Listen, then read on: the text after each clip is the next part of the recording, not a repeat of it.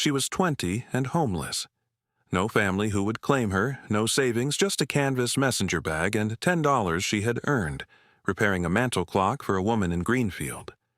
And with that $10, she bought an abandoned clockmaker's shop on a side street in a small river town in the Pioneer Valley of western Massachusetts, in a village on the Connecticut River that had not heard a clock ticking in the shop window since 1969.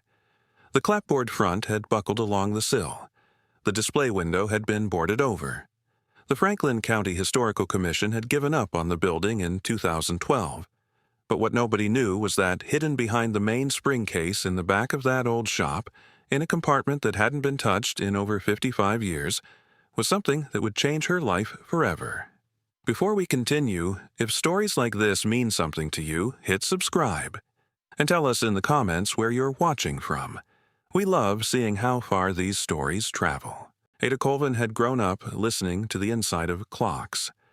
Not the outside sound, the ticking that anyone could hear standing in a room with a clock on the mantel. The inside sound. The specific small mechanical whisper of a mainspring unwinding through a gear train, the click of the escapement releasing one tooth at a time, the almost inaudible vibration of a balance wheel swinging back and forth at the exact frequency the clockmaker had calibrated it to. Her grandmother had taught her to hear that sound the way other grandmothers had taught their grandchildren to hear birdsong or rainfall or the hum of bees.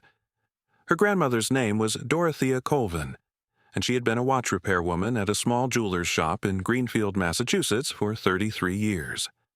Dorothea had not started as a watch repair woman.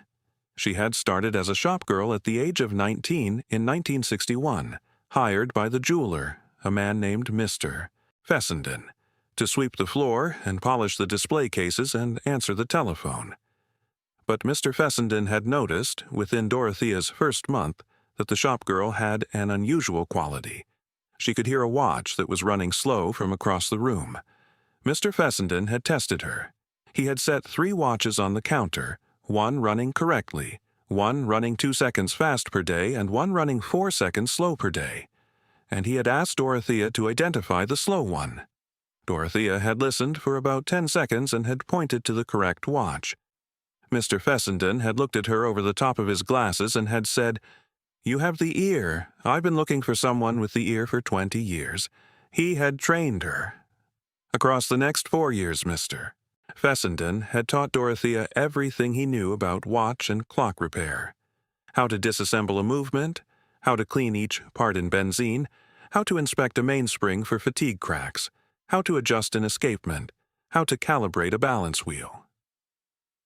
Dorothea had learned quickly.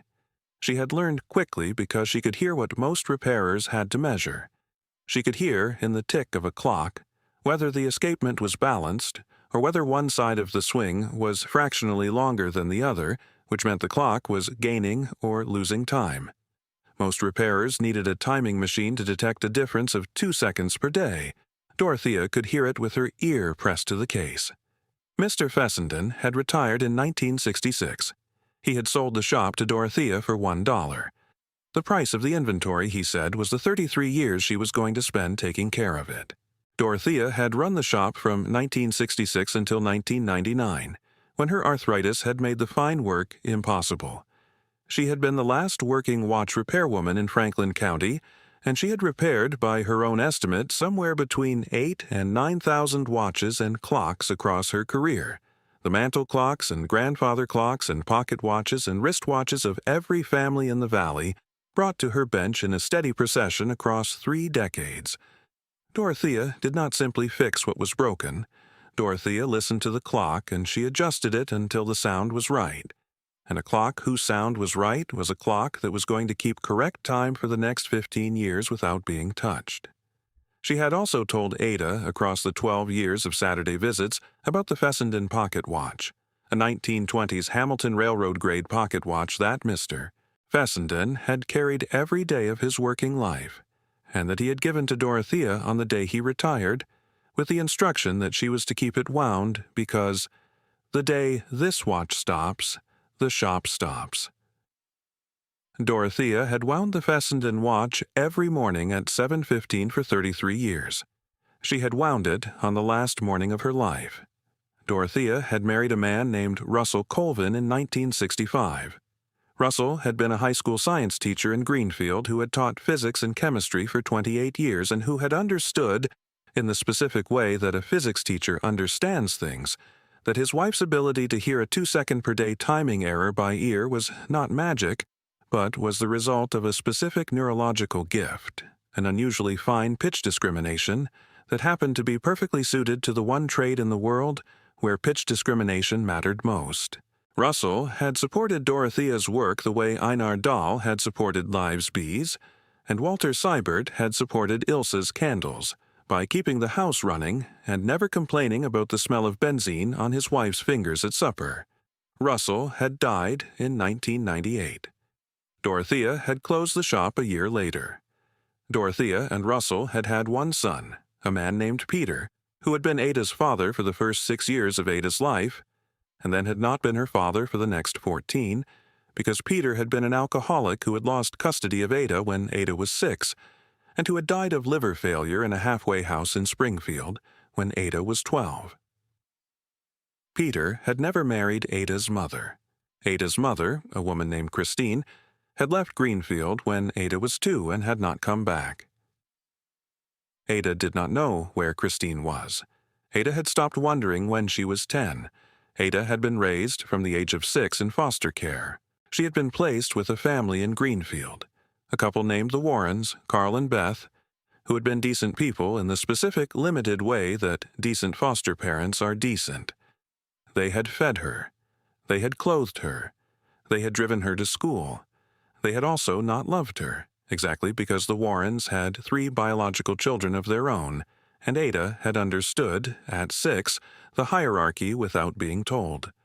Biological children first, foster child second. She had been second for 12 years.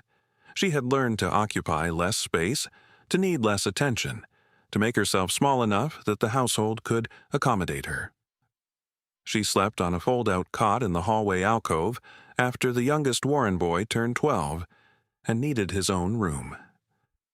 The cot had been comfortable enough. The fixed point had been Dorothea. Every Saturday, the 2-mile walk from the Warrens' house to Dorothea's kitchen bench. Monday through Friday, Ada was a foster child in someone else's house, occupying as little space as possible. Saturday, she was a clockmaker's apprentice, occupying the exact amount of space required to hold a loop to her eye and a screwdriver in her hand. The precision of the work had given her something the Warrens could not: the experience of being necessary. A clock that needed a new mainspring needed Ada specifically. The clock did not care that she slept on a cot. The Warrens had allowed Ada to visit her grandmother on Saturday afternoons.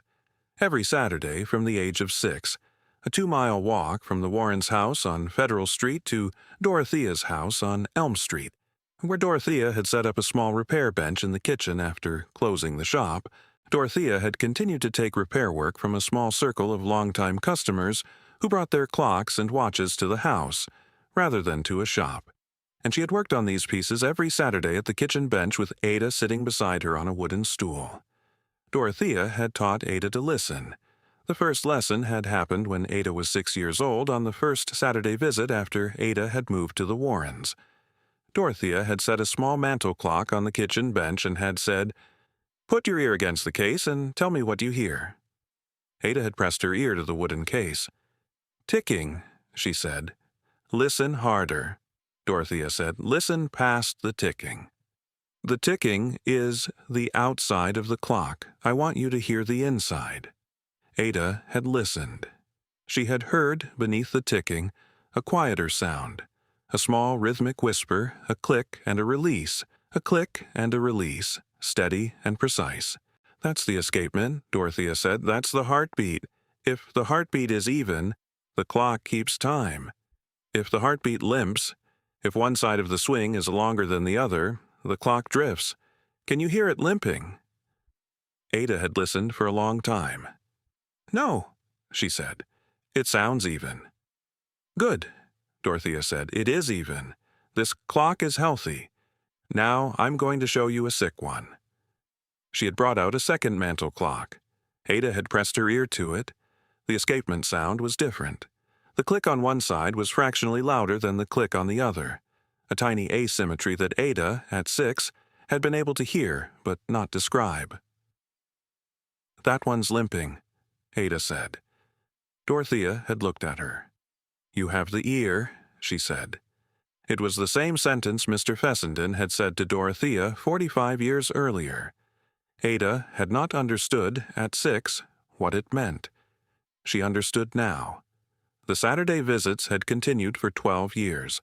Every Saturday, the kitchen bench, the clocks and watches laid out in a row. Dorothea's hands, increasingly arthritic, increasingly slow but still precise, working the tiny screws and springs while Ada watched and listened. Dorothea had taught Ada not only to hear the escapement but to hear the mainspring, the long, coiled strip of tempered steel that stored the energy that drove the clock. A healthy mainspring unwound smoothly and evenly.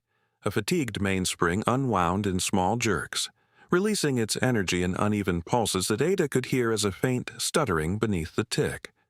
By the time Ada was 10, she could diagnose a fatigued mainspring by ear alone. By 12, Dorothea had let her do her first repair, replacing the mainspring in a small carriage clock that belonged to a retired professor from Deerfield Academy. The professor had picked up the clock the following Saturday and had held it to his ear and had said, "It sounds different. It sounds younger." Dorothea had said, "My granddaughter did the work." The professor had looked at Ada, a thin 12-year-old with dark hair and serious eyes sitting on a wooden stool at a kitchen bench, and had said, "Then I'm going to bring you my grandfather clock next month."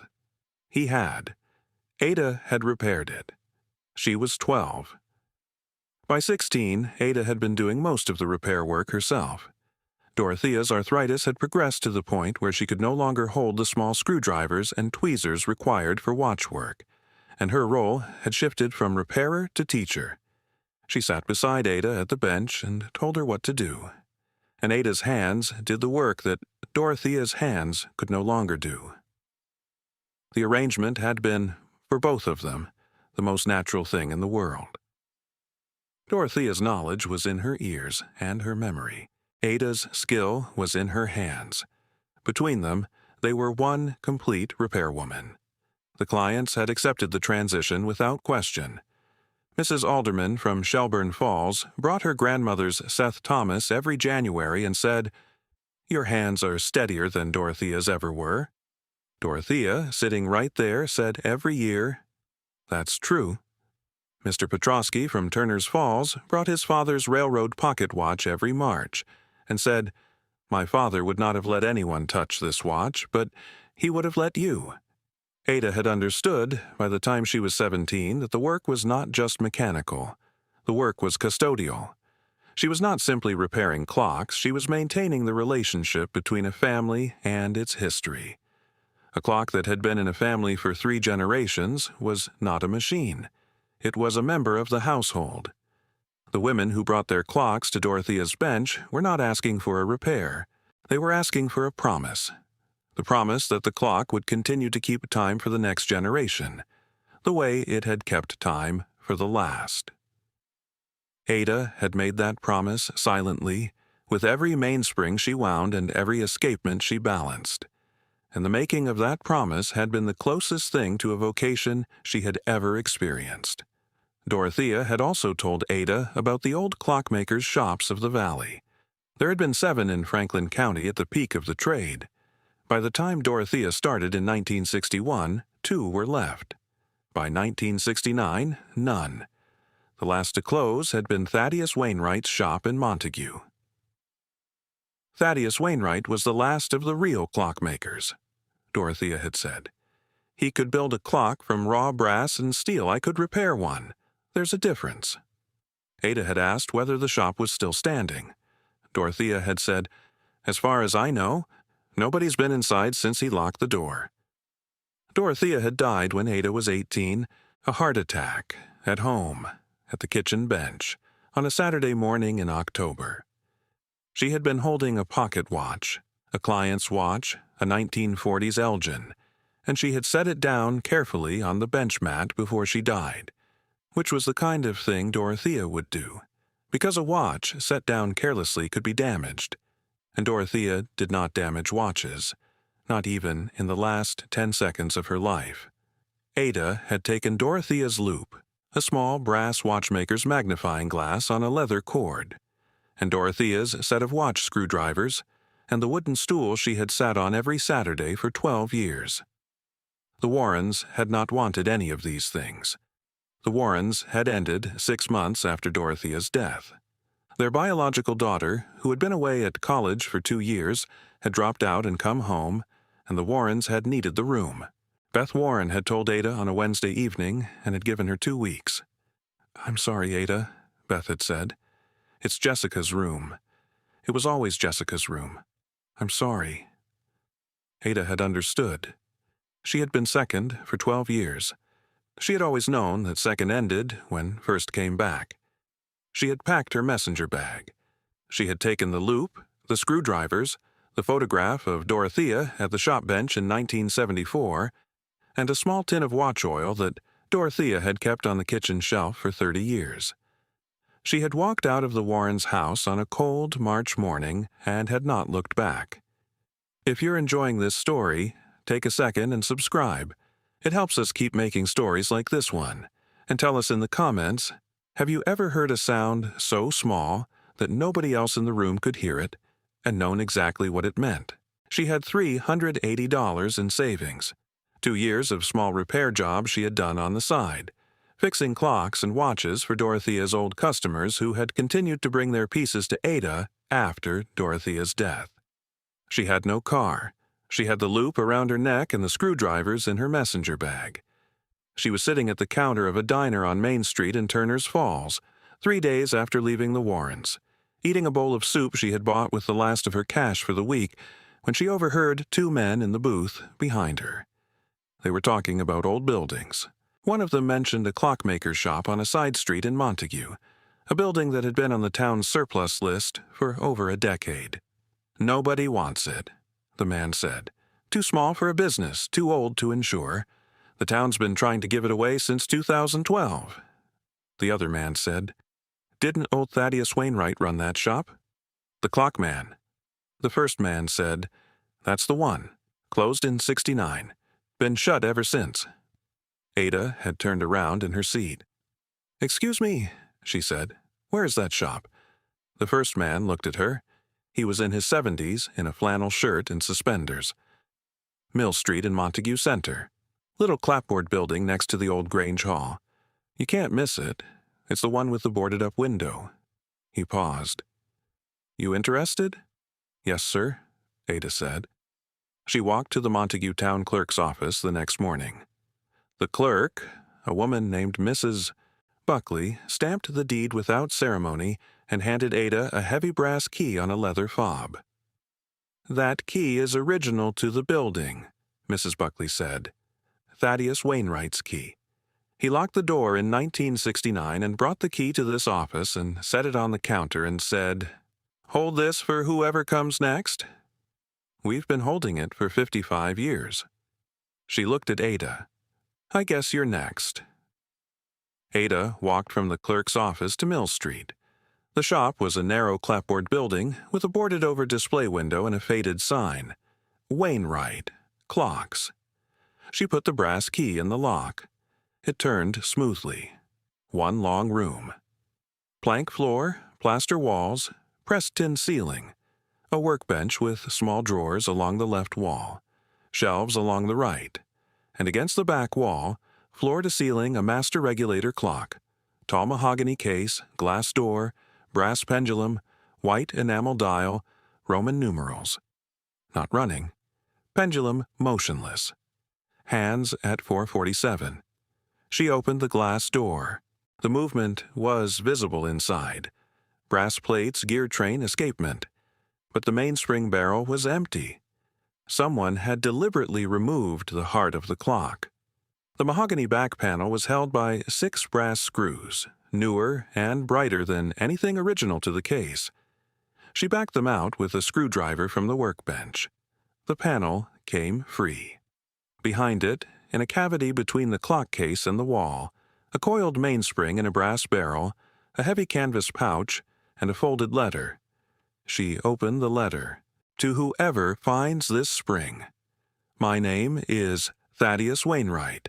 I have repaired and maintained the clocks of this valley from my father's bench since 1934 and from my own since 1952. Today is the 11th of November, 1969. I'm closing this shop because the battery clock has made my trade unnecessary. I'm removing the mainspring from the master regulator because the spring is the clock. Without the spring, the clock is furniture. With the spring, it is alive. I am leaving it for the person who knows the difference. The gold is what I have saved across 35 years. The tools in the workbench are yours. Use them. A clockmaker's shop without a clockmaker is a room full of silence. The silence is not empty. The silence is waiting. Wind the spring.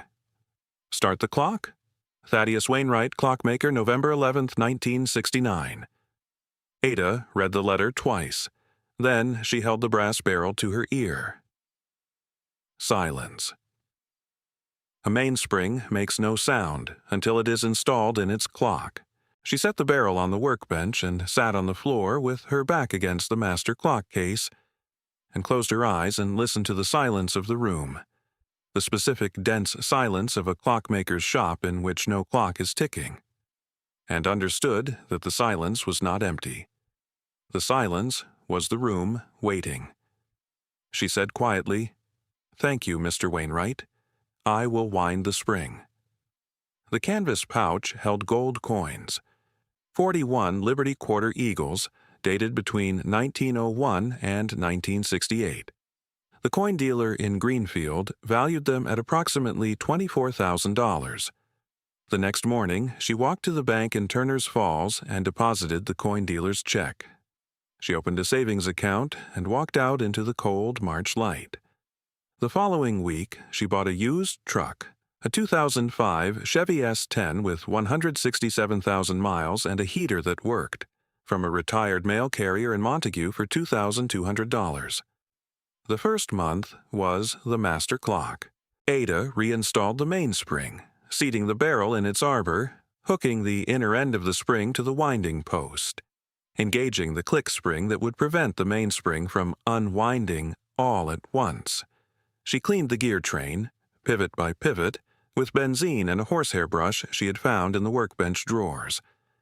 She adjusted the escapement, listening, as Dorothea had taught her, for the balance of the tick, turning the regulation screw a quarter turn at a time until the escapement was even. She oiled the pivots with the same watch oil from Dorothea's tin. On a cold April morning, she set the pendulum swinging and turned the winding key. The mainspring engaged. The gear train moved. The escapement began to tick.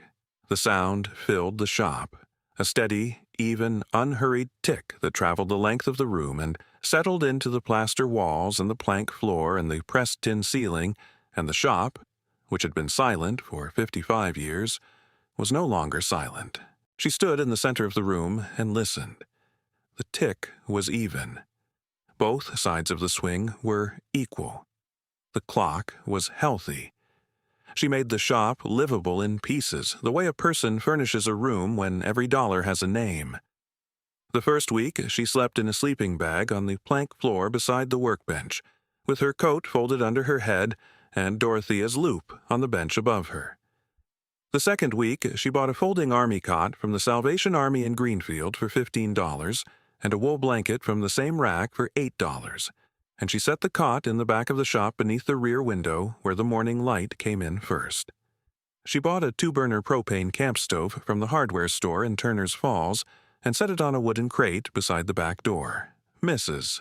Buckley from the clerk's office drove out to the shop one Saturday afternoon with a cardboard box containing a coffee pot, a cast-iron skillet, 2 plates, 2 mugs, and a bag of groceries.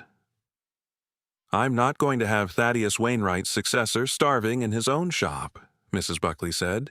"He would haunt me." She came back the following Saturday with a small bookshelf she said her husband was going to throw out. She came back every Saturday after that. She always brought something: a bag of apples, a pair of work gloves, a box of tea. She never stayed long. She sat on the bench inside the door and drank a cup of tea, and listened to the master clock ticking and said, "It sounds right," and left. Ada learned to patch the cracked plaster walls from a library book on historic building repair she had checked out from the Greenfield Public Library. She mixed the plaster in a bucket on the shop floor, working one section at a time, pressing the wet plaster into the cracks with a flat trowel, smoothing it, waiting for it to dry, sanding it by hand until the wall was even. The first patch she made was too thick and it cracked when it dried, and she scraped it off and tried again. The second patch held. By the end of the third week, she had patched every crack in the front room, and the plaster was smooth and pale, and the pressed tin ceiling above it looked sharper against the clean walls, the stamped floral pattern visible for the first time in decades. She set Dorothea's photograph on the shelf above the workbench. Dorothea at the shop bench in 1974, loop in her eye, a pocket watch open on the mat in front of her. She set the Fessenden pocket watch, the Hamilton that Dorothea had wound every morning for 33 years, on the workbench beside the master clock movement tools, wound and running, its tick a small quiet counterpoint to the deeper tick of the regulator on the wall. She hung her coat on a hook beside the back door and set her boots beneath it, the way Wainwright had probably hung his coat and set his boots, because a clockmaker's shop was a place where everything had a position and a purpose, and nothing was left where it did not belong. The first night, she slept with the master clock running. The night after she had reinstalled the mainspring and set the pendulum swinging, she lay on the cot in the back of the shop and listened to the tick fill the room. The sound traveled through the plaster walls and the plank floor and the pressed tin ceiling, and it settled into the building the way warmth settles into a room when a fire is lit. The shop had been silent for 55 years. Now it was speaking. Ada lay in the dark and listened to it speak and understood that this was the first time in her life she had fallen asleep in a room that sounded exactly the way it was supposed to sound. She got a job in her second year. A small antique clock restoration workshop in Deerfield hired her 2 days a week, because the owner, a man named Gareth Stone, had heard from Mrs. Buckley at the town clerk's office that a young woman had reopened the Wainwright shop and had been seen through the window repairing a grandfather clock with hand tools. Gareth had driven to Montague to see for himself. He had stood in the doorway of the shop and had listened to the master regulator ticking and had said, "Who taught you?" Ada said, "My grandmother." Gareth said, "Who taught her?" Ada said, "A man named Fessenden." Gareth had been quiet for a moment and then said, "I knew Fessenden." He could hear a hairspring vibrating from across a room. "If you're his lineage, you can start Monday." But the shop work came on its own, too. Word had spread through Montague and the surrounding towns the way word spreads in a valley of small towns, slowly, by name, person to person. A retired teacher in Deerfield brought in a mantel clock her mother had left her. A farmer in Gill brought a pocket watch that had been in a drawer for 20 years. A woman from Shelburne Falls drove 40 minutes, with a wall clock she said had not kept correct time since her husband died, and Ada had adjusted the escapement, and the clock had kept time again. And the woman had stood in the shop doorway, listening to it tick, and had said, "That's the sound my kitchen used to make." Each clock that came through the shop was a small act of trust, a family handing Ada a piece of their history and believing she would return it whole. The retired professor from Deerfield Academy, the same man whose carriage clock Ada had repaired when she was 12, drove to the shop one Saturday with a pocket watch that had belonged to his father. He handed it to Ada and said, "I've been waiting for you to get a shop." She repaired it that afternoon. He told his colleagues. Beth Warren called in November. She did not apologize. Beth was not a woman who apologized, but she asked how Ada was, and the asking was, for Beth, a significant act. Ada told her about the shop. Beth said, "Your grandmother would be proud." Ada said she would be here. The call lasted 4 minutes. It was enough. On a clear evening in late October of her 23rd year, Ada sat on the wooden stool at the workbench and watched the last copper light come through the back window and fall across the row of clocks she had taken in for repair that week. A Seth Thomas mantel clock from 1892, a Howard banjo clock from 1915, a small French carriage clock with a cracked mainspring, and a pocket watch that had belonged to someone's great-aunt, and that had not run in 40 years. The master regulator ticked behind her, steady and even, the pendulum swinging in the glass case. The hands moving at the pace. Hands are supposed to move, which is the pace of time itself, unhurried and certain. She thought about Dorothea, who had sat at a kitchen bench for 33 years, listening to the insides of clocks, and who had taught a 6-year-old to press her ear against a wooden case and hear the difference between a healthy escapement and a limping one. She thought about Mr. Fessenden, who had set 3 watches on a counter in 1961 and had found, in a 19-year-old shopgirl, the ear he had been looking for 20 years. She thought about Thaddeus Wainwright, who had removed the mainspring from his own master clock on the last afternoon of his working life, and had sealed it in the wall because he had understood that the spring was the clock, and that a spring sealed in a wall would outlast a spring left in a clock that no one was winding. That's the thing about the listening our grandmothers teach us. We do not always know, when we are 6 years old and pressing our ear against the wooden case of a mantel clock on a Saturday afternoon, that the listening is itself the trade. We only know that an old woman is sitting beside us and that the sound inside the case is small and steady, and that the old woman can hear something in it that we cannot hear yet. We learn it slowly, Saturday by Saturday, clock by clock, across a childhood measured in kitchen bench visits and the patient turning of regulation screws while the old woman says, "Listen, can you hear it now?" And then, 2 years after the old woman dies, we walk into a shop and open the glass door of a master clock and see that the mainspring barrel is empty, and we notice 6 brass screws that are newer than the case, and we understand what our grandmother had been teaching us.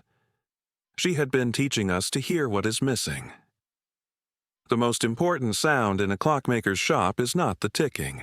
It is the silence where the ticking should be. Ada Colvin was 20 years old and homeless. She had $10 to her name, and she spent it on an abandoned clockmaker's shop on a side street in a small river town in the Pioneer Valley of western Massachusetts. It was the best $10 she ever spent. If this story moved you, share it with someone who needs to hear it. And if you loved it, we have something special for you. 12 brand new stories never released on YouTube, only available to the people who support this channel directly. Each one a full quiet road story, just like this one. There is also a full audiobook available for the people who want to listen to all 12 in one place. You will find the link in the bio. We poured our whole hearts into these, and we made them for the people who truly listen. Thank you for being one of them. See you on the next quiet road.